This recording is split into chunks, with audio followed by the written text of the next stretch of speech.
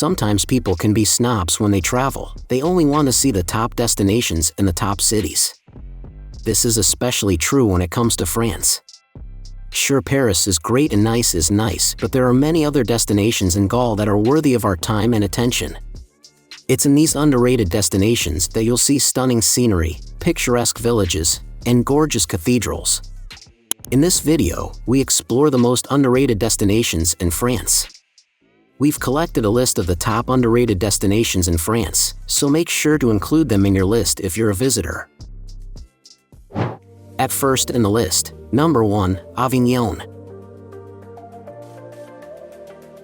Located on the Rhone River, Avignon has an old town that is just made for wandering. A key attraction here is the papal buildings that saw use between 1309 and 1327 when popes lived here instead of Rome. A few years later, a pope bought the town, and it remained under church control until the 18th century. Of course, you'll want to see the Palais des Papes and the ramparts that surround Old Town. You can while away your time in this medieval city sampling local specialties at Halle, a large covered market, then relaxing on a Rhone River cruise. Number 2, Colmar.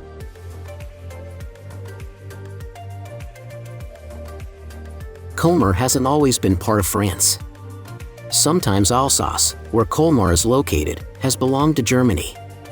This is why you'll see very Germanic-looking architecture mixed in with the French.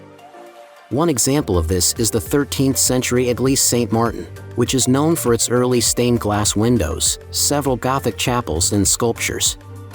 The church is located in Colmar's Old Town, a picturesque place you'll want to spend time in. Follow the narrow cobblestone streets to half-timbered houses and see houses with ornate balconies along the way.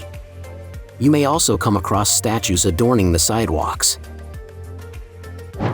Number 3, Biarritz.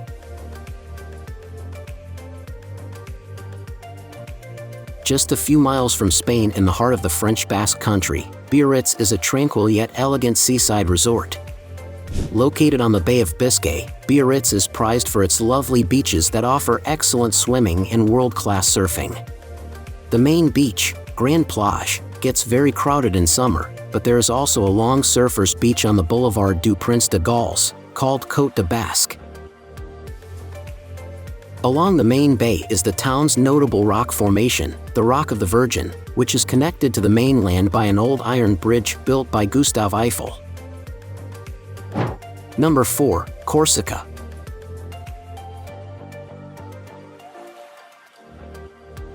Corsica is an island in the Mediterranean that is closer to Italy than it is to France. This may account for some of the differences between mainland France and the island. Islanders speak Corsican first, French second. Though part of France for 200+ years, they've kept their old customs. The island has a wild interior. The Parc Naturel Regional de Corse is a good place to take in the island's highest mountains as well as several protected species of animals. Besides abundant nature, the Island of Beauty also offers pretty coastal cities, great beaches, and fascinating hilltop villages. Number 5, Arles. Once the home of master artist Vincent van Gogh, Arles is a Provençal city of remote tranquility and arresting beauty. One of the city's biggest attractions is the surviving remnants of Roman architecture, which include the Roman amphitheater. This large arena serves today as a venue for bullfights, festivals, and other special events. A few other significant Gallo-Roman structures are the Classical Theatre, the Cryptoporticus, the Obelisk, and the Church of Saint Trophime. Number 6, Annecy.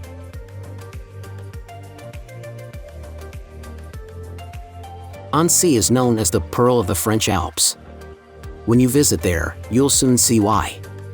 The city is set in surroundings that can only be described as stunningly beautiful. It's sometimes called the Venice of the Alps because 3 canals and a river run through it.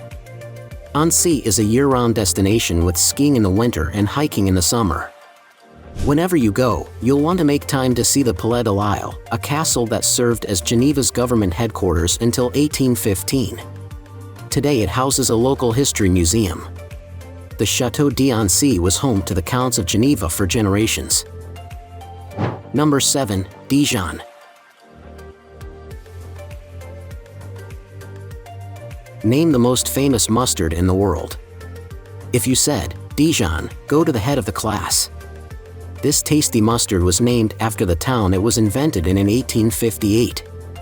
But mustard isn't the only delight this city in eastern France has to offer. Dijon has many churches reflecting a variety of architectural styles over the centuries, including Notre Dame de Dijon, Saint Philibert, Saint Michel, and Dijon Cathedral with its 1,000-year-old crypt. One of the most unique things about is the roofs made from colored glazed tiles that are arranged in geometric patterns. Number 8. Toulouse.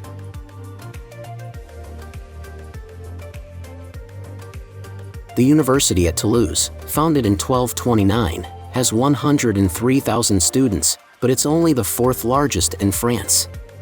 Whether you come to Toulouse to see the university, you'll definitely notice the city's unique architecture. Toulouse is nicknamed the Ville Rose or Pink City because the buildings are made from pink terracotta bricks. While there, you may want to visit the largest remaining Romanesque building in Europe, the Basilica of Saint-Semin.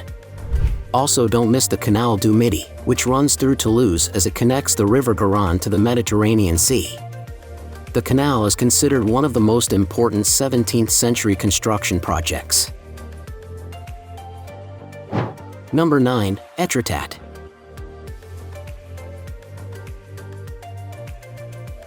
England may have the White Cliffs at Dover, but across the English Channel, France has the White Cliffs of Etretat. These cliffs are Etretat's main claim to fame. They were assisted in reaching this status by many Impressionist arts, including Claude Monet, who painted them. Carved by wind, water, and erosion, these cliffs stand guard over the water at Normandy. The forces of erosion are responsible, too, for creating 3 arches along the cliffs. Aviators may want to see the spot where 2 French flyers were attempting to make a non-stop crossing of the Atlantic in 1927 in the White Bird. At last in the list, number 10, Nimes.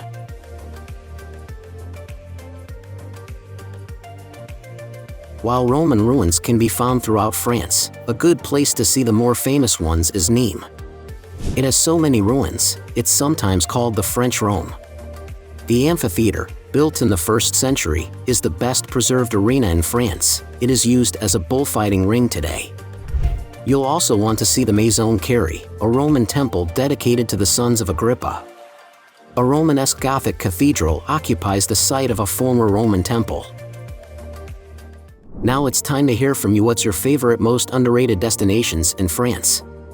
Is there something we missed? Let us know in the comments section below, and don't forget to give this video a like and subscribe to Greenable if you haven't already. Click the bell icon to stay updated on all our latest content.